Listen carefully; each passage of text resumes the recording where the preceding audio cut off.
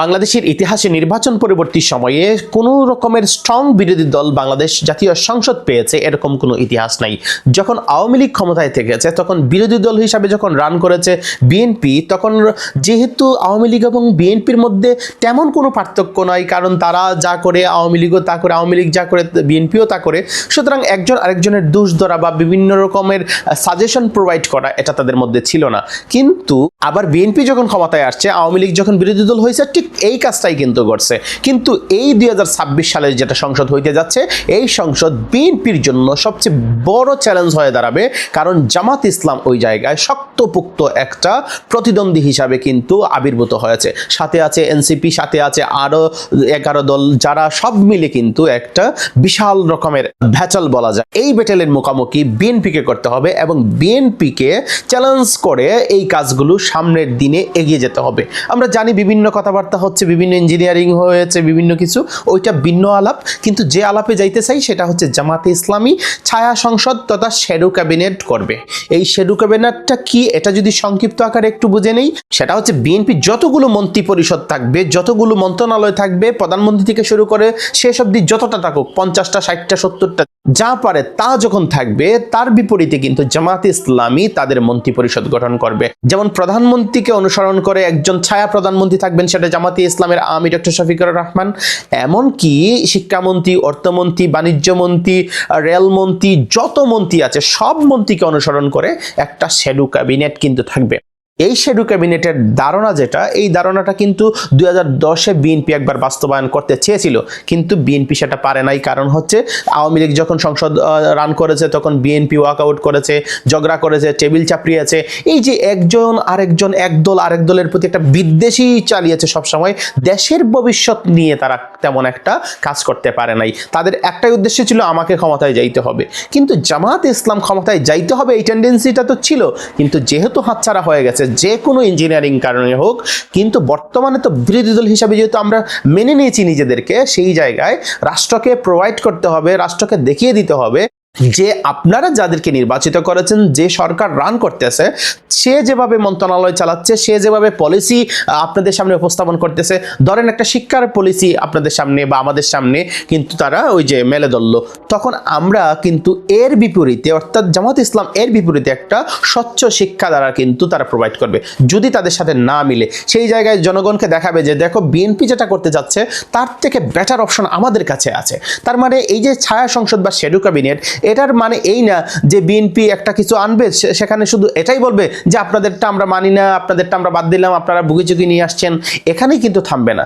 জামাতে ইসলামী যেটা করবে সেটা হচ্ছে, জামাতে ইসলামের কাছে তো পলিসি আছে, জামাতে ইসলাম তো সরকার গঠন করতে চাইছিল, সেই জায়গায় অসংখ্য পলিসি কি তাদের মধ্যে আছে, অসংখ্য পলিসি মেকার আছে। তো এই জায়গা থেকে যা কিছু তারা প্রোভাইড করবে, যত মন্ত্রণালয় আছে সব মন্ত্রণালয়ের বিপরীতে একজন করে কিন্তু শ্যাডো ক্যাবিনেটের একজন মন্ত্রী থাকবেন, অর্থাৎ ছায়া মন্ত্রী থাকবেন। অর্থাৎ এই যে বাণিজ্য মন্ত্রী যা করতেছেন সেটা সব সময় খতিয়ে দেখা হবে, কি করতেছেন, কিভাবে করতেছেন, সব কিছু করে তার সব কিছু অ্যানালাইসিস করে জনগণকে প্রোভাইড করা হবে, জনগণের সামনে নিজেকে মেলে ধরা হবে। এতে জামাত ইসলামের লাভ হবে কি, জামাত ইসলাম একটা এই যে সংসদ চালানোর মতন একটা অভিজ্ঞতা সেটা কিন্তু অর্জন করে ফেলবে এবং জনগণকে কিন্তু তাদের যে বেটার অপশনগুলো আছে বিএনপির থেকে এটাও প্রোভাইড করবে। যে দেখো বিএনপিকে যদি সরকার না বানিয়ে আমাদেরকে বানাইতা, তাহলে আমরা এটা প্রোভাইড করতাম, তোমাদের জন্য আরো বেটার হইতো। তখন জনগণ বুঝবে হায় হায়, এটা তো সত্য কথা, জামাত ইসলামকে সরকার না বানায় তো ভুল করে ফেলছে। সুতরাং জামাত ইসলাম কিন্তু তারা এই শ্যাডো ক্যাবিনেটের মাধ্যমে তারা সরকারের একটা দ্বিতীয় সরকার হিসাবে রান করবে, অর্থাৎ সরকারের পরিবর্তে একটা সরকার কিন্তু তাদের পিছনে পিছনে, অর্থাৎ তাদেরকে ফলো করে থাকবে। এই ফলোটা হবে শুধু অনুসরণ করবার জন্যই নয়, এই ফলোর মধ্যে এমনটা দেখা হবে যে তারা কি করতেছে, অনুসন্ধান করে সব কিছুকে একদম চুলচারা বিশ্লেষণ করে জনগণের সামনে প্রোভাইড করলে জনগণ উপকৃত হবে, দেশ উপকৃত হবে এবং বিএনপির ওই জায়গায় জবাবদিহিতা, স্বচ্ছতা তার জায়গা আরো পরিষ্কার হবে। তবে একটা কথা মনে রাখতে হবে, আমরা এখন সবাই কিন্তু আতঙ্কগ্রস্ত হয়ে গিয়েছি। আমরা সবাই এখন ভাবতেছি যে না কি করে ফেলে, বিএনপি এই করবে সেই করবে, এবং অনেকেই বলতেছে যে খালেদ মহিউদ্দিন একটা প্রশ্ন করছে, আপনি যদি অভয় দেন তাহলে স্যার আপনাকে একটা প্রশ্ন করব, এই যে তেলবাজি, একটা তেলের উপরে তেল, এগুলার কারণেই কিন্তু হাসিনা ফ্যাসিস্ট হয়েছিল। তারেক রহমান কিন্তু ফ্যাসিস্ট হন নাই, তারেক রহমান তিনি তারেক রহমানের জায়গায় আছেন। তারেক রহমান বাংলাদেশের প্রধানমন্ত্রী, আমাদের প্রধানমন্ত্রী, সবার প্রধানমন্ত্রী, যিনি আমাদের এখন বর্তমানে বাংলাদেশের সর্বাভিভাবক, সুতরাং আমরা তাকে অস্বীকার করতে পারি না, তিনি আমাদের প্রধানমন্ত্রী। কিন্তু কথা হয়েছে আমরা তাকে তেল মারতে মারতে তাকে আমরা ফ্যাসিস্ট বানাবো, নাকি আমরা এই বাংলাদেশে আমরা তাকে পলিসি প্রোভাইড করে পলিসি ডিবেটের মাধ্যমে তার ভুলগুলো শুধরিয়ে আমরা সব কিছু প্রোভাইড করে তাকে সঠিক ট্র্যাকে রাখবো।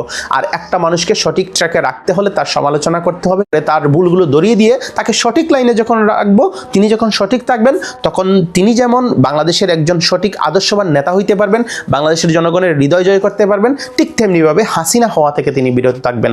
আর হাসিনা হইলে কি হয় দেখেন, হাসিনা হইলে বাংলাদেশের মানুষের ভালোবাসা থেকে বঞ্চিত হবেন, মোল্লা জানাজা থেকে বঞ্চিত হবেন, নানাবিধ সমস্যা আছে। তো এই কাজ কিন্তু আমরা বিএনপির সাথে হোক এটা আমরা কখনোই চাই না। তারেক রহমান এই প্রধানমন্ত্রীর দায়িত্ব হিসাবে তিনি যেভাবে রান করবেন সেটা অবশ্যই ভালো হোক, আমরা সেটা চাই, কারণ ভালো হইলে আলটিমেটলি কিন্তু আমাদের দেশটাই ভালো হবে। আর আমরা আমাদের দায়িত্ব আমরা খুব সুন্দরভাবে পালন করব।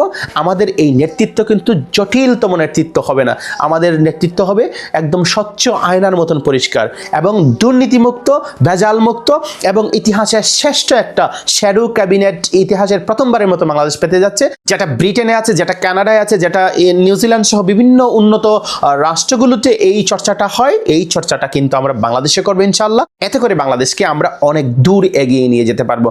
আমরা বিএনপির যে কোনো পলিসি নিয়ে শুধু আপত্তি তুলব বিষয়টা এরকম না, আমরা তাদের পলিসিকে চ্যালেঞ্জ করে আমাদের পলিসিও আমরা জনগণের সামনে তুলে ধরবো। সেই জায়গা থেকে সমন্বয় করে যদি কাজ করা হয় অবশ্যই দেশের জন্য উন্নতি এবং কল্যাণ আসবে। আমরা দিন শেষে চাই যে এই দেশটা ভালো চলুক, আমরা ভালো চলি, আমাদের দেশকে আমরা উন্নত জায়গায় নিয়ে যেতে চাই। সেটা তারেক রহমানও চান, সেটা জামাত ইসলামও চায়। হ্যাঁ, ভুল ত্রুটি যা আছে সবগুলো আমরা এক সাইডে রেখে আমরা যেন খুব ভালোভাবে আগে যেতে পারি, আমরা যেন একে অপরের সহযোগী হই, কখনো আমরা যেন বিদ্বেষের মধ্যেই পড়ে না থাকি, সেটা আমাদের জন্য অবশ্যই একদম ফোকাস করতে হবে, যেটা জামাত ইসলামের আমির ডাক্তার শফিকুর রহমান স্যারের নেতৃত্বেই হবে এবং আমরা এটা পারবো। আর আমাদের শিশির মনির ভাই তিনি তো আছেনই মাশাআল্লাহ, এবং এই আমাদের যে জামাত ইসলামের যে শ্যাডো ক্যাবিনেটটা হবে আপনি জাস্ট চমকে যাবেন, এমন সুন্দর শ্যাডো ক্যাবিনেট হবে, অসাধারণ, অভূতপূর্ব, যেটা বিএনপি তাদের মন্ত্রী পরিষদ গঠন করবার পরপরই আমরা সেটা গ্রহণ করব।